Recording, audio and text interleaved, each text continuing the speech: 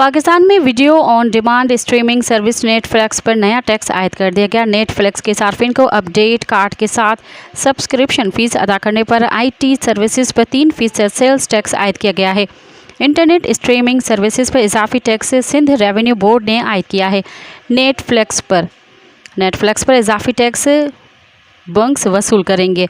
Non filer सार्फिन international transaction पर 5% advance tax पहले ही अदा कर रहे हैं। फेडरल एक्साइज ड्यूटी के अलावा कार्ड ट्रांजैक्शन चार्जेस 4% मुकर्रर किए गए हैं। सार्फिन कार्ड से अदायगी पर फेडरल एक्साइज ड्यूटी भी देते हैं। नेटफ्लिक्स के सार्फिन को अपनी वेबसाइट पर इजाफी टैक्सेस से मुतल्लिक़ आगाही दे दी है। मज़ीद ख़बरनि ऐं तफ़सीलात लाइ विज़िट कयो असांजी वेबसाइट www.awamiNewsHD.com ऐं ॾिसंदा रहो अवामी न्यूज़ HD।